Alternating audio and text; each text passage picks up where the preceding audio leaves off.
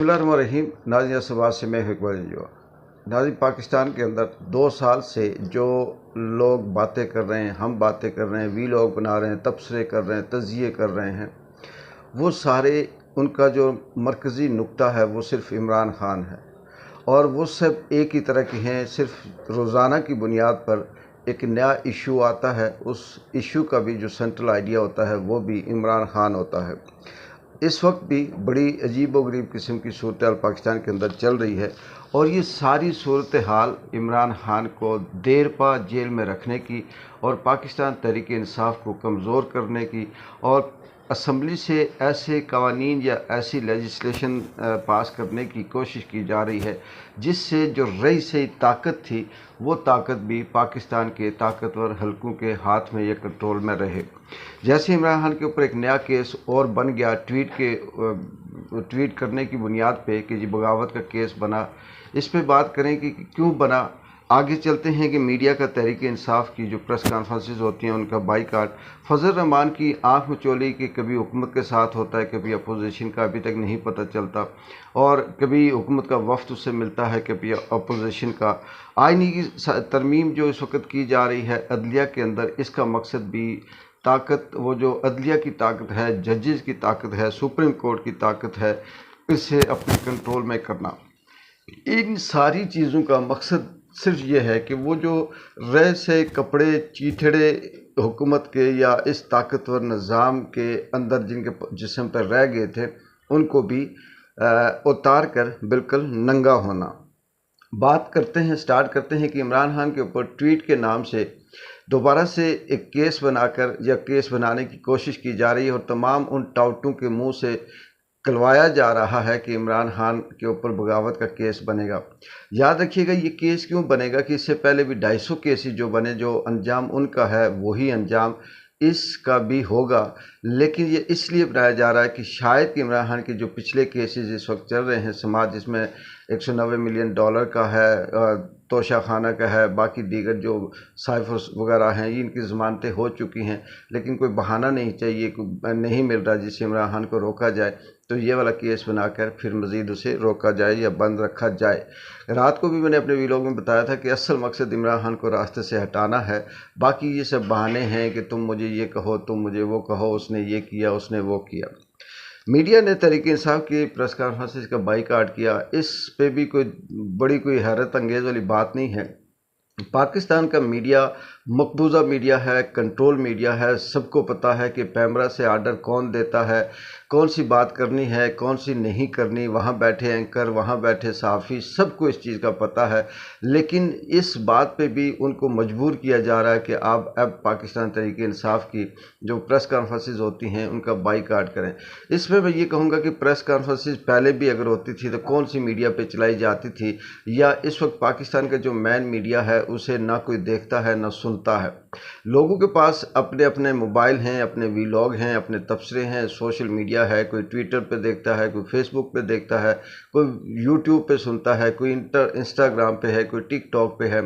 कोई जो एक्स की स्पेस है उस पे। ये सारी जो इंफॉर्मेशन है अब आम आदमी चलते फिरते उठते बैठते इनसे हासिल करता है। उनको किसी मेन स्ट्रीम मीडिया की ज़रूरत नहीं। हाँ, एक फॉर्मेलिटी है, चलें किसी न किसी हवाले से ऐसे ही की जाती है बात कि जी प्रेस कॉन्फ्रेंस हुई, उस हवाले से बाइकाट किया। लेकिन इस बाइकाट से कितना बड़ा फ़र्क नहीं पड़ेगा। ये भी एक उसी ताकतवर के उसका हथकंडा है और इसके पीछे भी वही ताकत है जो ताकत सबको पता है, जिस ताकत ने पाकिस्तान के सारे निज़ाम को पिछले 50 सालों से कंट्रोल किया हुआ है और अब मज़ीद जो उसकी चीज़ें हैं वो अपने हाथों में लेने की कोशिश करता है। फजल रहमान साहब बल्ले बल्ले कह रहे थे, सारे लोग कह रहे थे कि उसने ये कहा कि मैं आइनी तरमीम के अंदर जो अदलिया की तब्दीली की हवाले से हो रही है या काजी ईसा फाइज की एक्सटेंशन के हवाले से, इसने फजल रहमान ने कहा जी कि मैं कोई साथ नहीं देता, वोट नहीं देता।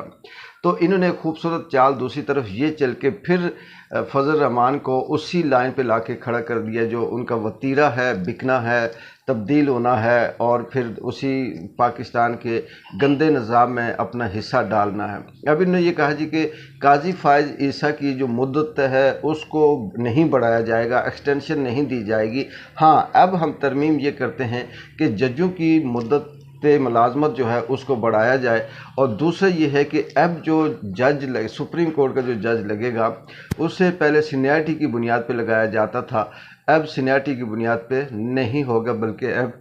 اب یہ کہا جائے گا کہ جو ٹاپ 5 کے جج ہوں گے ان کی سمری اسمبلی میں یا صدر کو بھیجی جائے گی، اور اس میں سے کوئی ایک اپنی پسند کا جج سلیکٹ کر کے فائنل کر کے تعینات کر دیا جائے گا جی کہ یہ صدر نے دستخط کیے ہیں، یہ اسمبلی نے اسے اپروو کیا ہے، اور یہ والا جج سپریم کورٹ کا جج ہوگا، چاہے وہ 5ویں نمبر پہ ہو۔ اس سے بھی یہ بہت آسانی سے وہ جو طاقت ہے وہ اپنے ہاتھ میں رکھیں گے اور اس جج کو اپنی مرضی سے استعمال کروائیں گے۔ یہی قانون، یہی پالیسی آرمی کے اندر بھی موجود ہے، جس کی وجہ سے میاں صاحب نے 35 سال موجیں کی، اور اب وہ اس خمار کے اندر ہیں کہ وہ سوچتے ہیں کہ یہ طاقت اگر میری کم ہو گئی تو میں کس طرح سے جی پاؤں گا۔ لیکن ابھی دیکھتے ہیں کہ آنے دنوں میں، آج بھی بڑا اہم دن ہے، لیکن کیا یہ ترمیم ہو پائے گی؟ ہوتی ہے تو آگے سے کیا کیا پرابلم، کیا کیا مشکلات آتی ہیں، یہ ساری چیزیں ہمیں کچھ ہی دنوں میں، ہفتے 10-15 دن میں ساری چیز سامنے آ جائیں گی۔ اس میں جو خاص بات ہے ناظرین وہ یہ ہے کہ پاکستان میں ہرگز یہ نہیں ہے کہ کوئی آئین، قانون یا جمہوریت ہے، یہاں پہ صرف یہ ہے بادشاہت بھی لفظ پھر ایسا ہے کہ بادشاہ جو ہوتا ہے اسے عوام کا یا عام آدمی کا یا اپنے ملک خطے کا خیال ہوتا ہے، یہاں صرف اور صرف ذاتی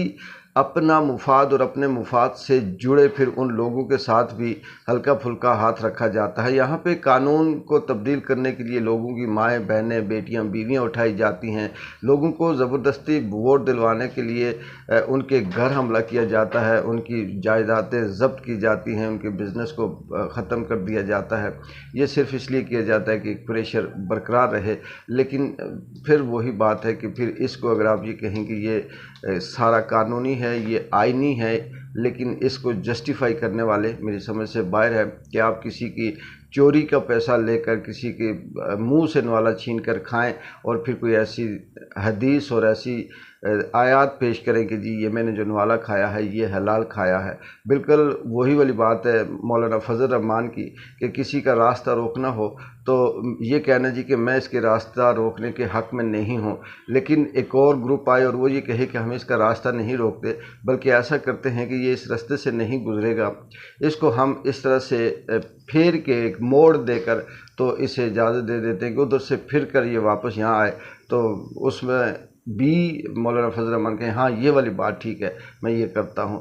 بات قاضی کی ایکسٹینشن کی نہیں ہے، بات یہ تھی کہ قاضی کے بعد جو سپریم کورٹ کا جج آ رہا ہے وہ کسی کی مانتا نہیں، یا اس کا وہ دباؤ اتنا قبول نہیں کرتا، وہ بلیک میل نہیں ہوتا، اور جس کی وجہ سے انہیں بہت سخت پریشانی تھی۔ اور اس وقت مولانا پھر اسی طرف جا رہے ہیں کہ قاضی کی ایکسٹینشن نہیں چاہیے، قاضی جیسا ایک اور جج لا کر اگر بٹھاتے ہیں تو وہ مجھے قبول ہے، اور اس میں پھر میں یہ کہہ دوں گا کہ ہاں جی یہ حلال ہے اور یہ سب صحیح ہو گیا۔ دیکھتے ہیں کہ پاکستان کے اندر عمران خان کو روکنے کے لیے، اسے پی ٹی آئی کو ختم کرنے کے لیے، اور پاکستان کے اندر دہشت گردی،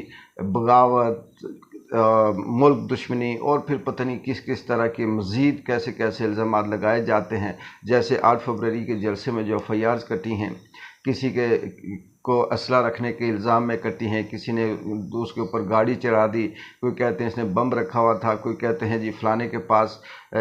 یہ والا اسلحہ تھا اور اس طرح سے خطرناک وہ تھے۔ یہ سارے اس طاقتور حلقے نے صرف عام آدمی کا منہ بند کرنے کے لیے کر رکھا ہے۔ اقبال جنجو کی اجازت ہے، اللہ حافظ۔